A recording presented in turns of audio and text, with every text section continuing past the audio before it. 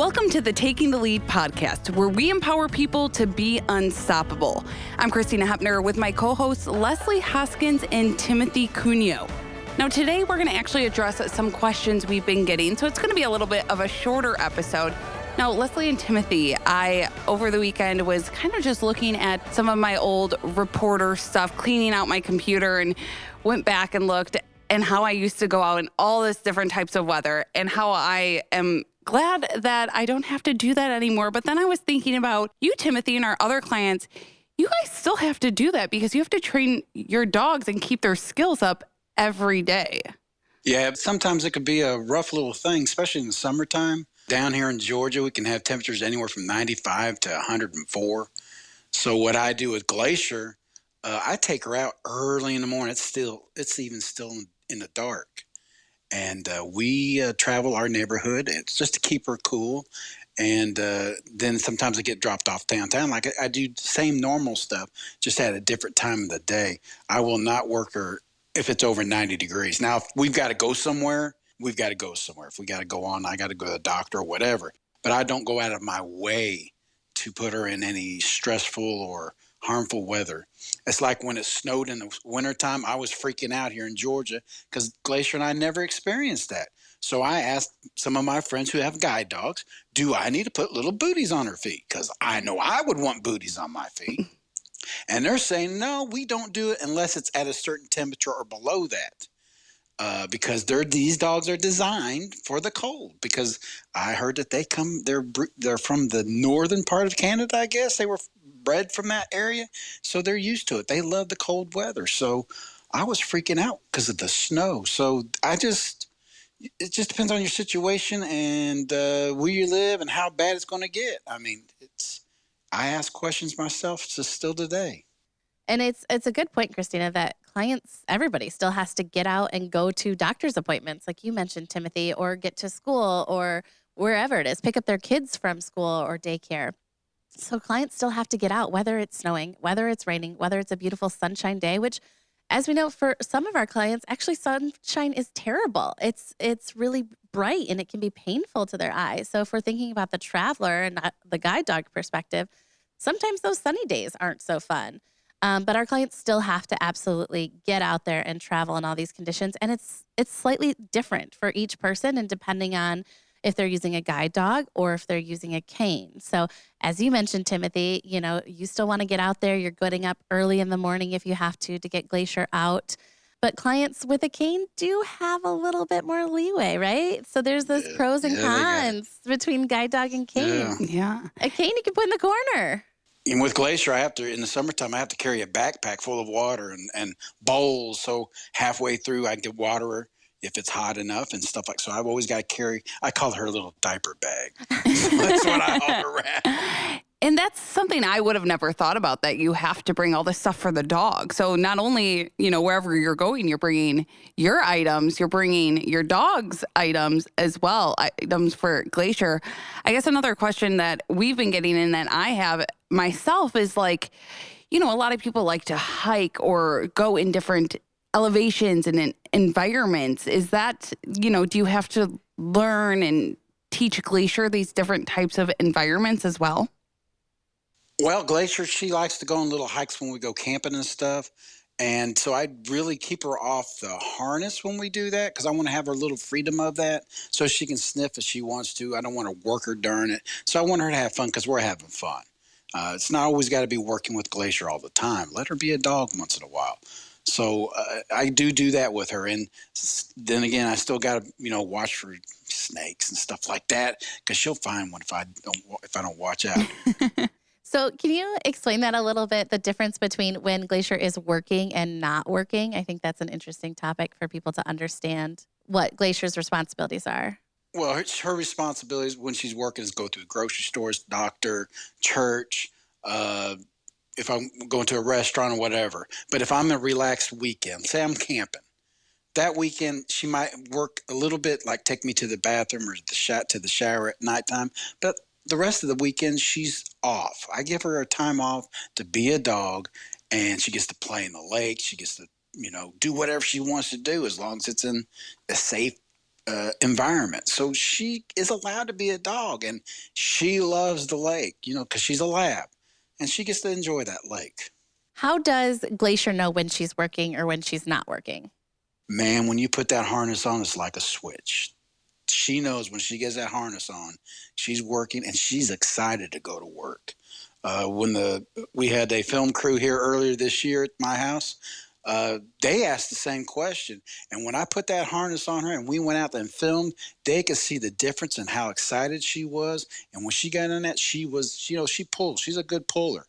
And she was pulling like to beat the band that day. And it's because of all the excitement, I believe, of the crew and stuff. But I told her that's how you see the excitement. And when she's working, when that harness is put on her, it's like a switch. So she knows she's got a job to do. Timothy, that just blows my mind that you're saying it's like a switch. I would love to see that in person someday, because most of the time when I'm at work, I see the dogs training. So I don't really get to see their playtime too much, because when I'm with that training team, I'm filming them training. So that's something I want to see myself. So, I'm going to just come down to Georgia and visit you, okay? And Well, I've got 2 bedrooms. I could put you in one. So All right. Bring Leslie with you, too. Yeah, we'll have a little reunion. So talking about, observing training, they're doing the same thing. They are taking the dogs out in all seasons, all weather conditions, getting out there and practicing and working the dog so the dogs are prepared to go out in whatever environment. Our dogs go to Texas in the heat, and they go to Florida, and they go up north in the UP here in Michigan in the colder weather too. So our trainers are out there in all the weather conditions with all the gear, and same thing with our O&M clients. So our cane clients who are here working on those cane skills, we as O&M instructors are still out there in all of the weather conditions, whether it's raining, snowing, sleeting, hailing, all of it. We're still taking clients out because they're still going to have to get to appointments in those types of weather conditions. And things change. I was going to ask you a question. How does a blind person use a cane if the sidewalk is 3 or 4 or 5, 6 inches deep in snow? Yeah, great question. So there's lots of different cane tips and different cane techniques that we use in order to travel in different conditions. Snow is very different than traveling, of course, on the beach in the sand. So there's different techniques and different cane tips again. But a strategy that we use for cane travel is the tapping technique, or the 2-point touch, if you will, and want to get technical. But with each tap, kind of a tap and then also a push down to really try to get down to make sure that we're still on the cement and haven't, ventured into the grass or anything like that. But those conditions are really, really difficult to travel in. Another thing to think about is the sound difference. So when you get that fresh snow, it really absorbs a lot of sound information. So that's going to impact travel versus a day where it's raining. When it's raining, there's extra sounds because not only are we hearing the environment, but we're hearing the rain hit and interact with the environment. So these are things that I don't think many people think about, but when you're traveling without vision and it's a rainy day, you're hearing the rain hit the cars. You're hearing the rain hit the mailbox next to you. You're hearing the rain as it, is on the tires of cars going by. You're hearing it in puddles as you're sloshing through it. So all of those sounds can be really beneficial, right? They can tell you about the environment of what's around you. Can also be somewhat distracting sometimes. So it's important to still get out and train and practice in all these conditions because it's just the reality of our clients' lives that they're going to be out in these types of adverse weather.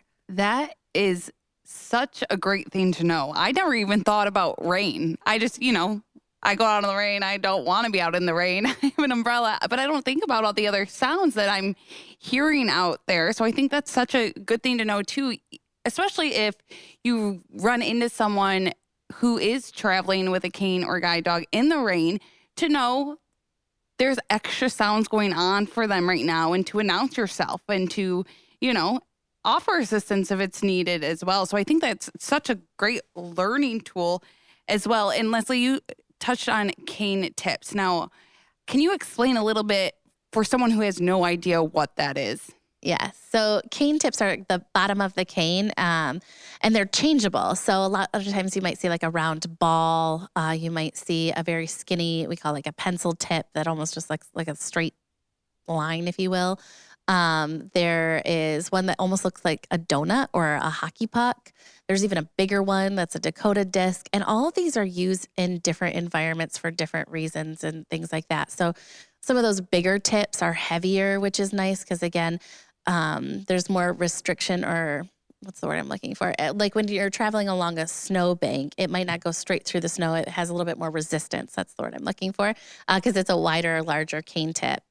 Some of those smaller ones are going to be made out of metal or ceramic. They're going to provide a really nice sound feedback. So the cane tips, very interchangeable. It's a client preference, whatever they like, and they may like different ones in different environments. So again, on that sandy beach, you might want something different than when you're traveling at the mall. That makes a lot of sense. The tips I decided to get when I was at Leader Dog, I got the ceramic tip that makes the noise. And I also got the, I guess they call it the marshmallow one. Yeah. Because like if you're walking, they go through the cracks. You don't get hung up in the sidewalk when you got those cracks in it. So it kind of glides over thing. So that's the tips I got from my cane. Timothy, do you have any funny stories on different types of weather you've traveled in? I know you mentioned earlier about how you had the film crew there in the winter, and that was the biggest snowstorm. So do you have any funny stories from then or from any other time? Well, that day we had the snow was my first day I ever walked with Glacier in the snow on the sidewalk. So that was an experience because as I was walking, I experienced a couple of times I walked on some ice. And I almost slipped and fell. So you got to be really conscious of what you're doing. And we ran around town that day, and I didn't want to go back to the vehicle. They said, "Hey, you want us to walk back?" I said, "How about you all just pick me up? I'm not going nowhere. I am not used to this stuff. I really am not." So next time it snows, I've got that in the back of my head that it's going to be a little bit different than it's just a regular day. So the clients have got to be somebody like me who's not used to walking in snow. We've got to be very observant of where we're walking and feel with our feet. And that was another tool that I learned that time. Exactly. And the other thing to think about too is different equipment that we use, when traveling. So as an instructor and as a client or whoever out in the adverse weather conditions, you're thinking about the booties for the dog, whether that be for the really cold weather or for the rain. Another thing to think about is an umbrella. You do have a free hand. Is that something you want to use? Another thing would be we have for our cane users, right? You can imagine, and for our guide dog users, how cold your hand gets when it's exposed out there. And a lot of times clients don't like using a super thick glove because you can't get as much feedback through your hand. So thinking about different things, a lot of times our instructors now are actually wearing heated vests that you actually plug in and charge, right? To stay warm when they're out there in the cold so frequently and for so long.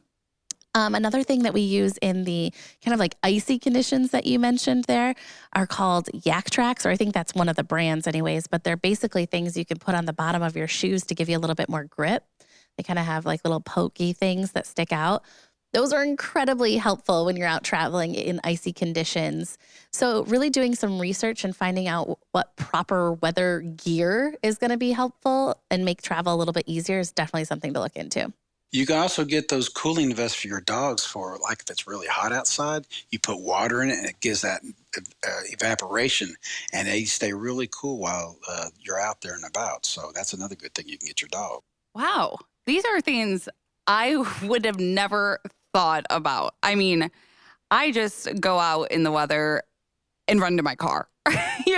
That's basically nowadays. I mean, I thought about them when I was a reporter, but nowadays it's just sprinting to my car as fast as I can. But I think those are all great things, and I want one of those heated vests, by the way. So I'm going to look into that because I'm cold all the time. We'll put that request in. Absolutely. All right.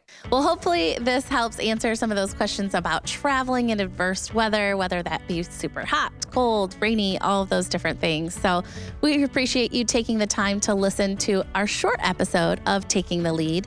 Again, I'm your host, Leslie Hoskins, with hosts Timothy Cuneo and Christina Hepner.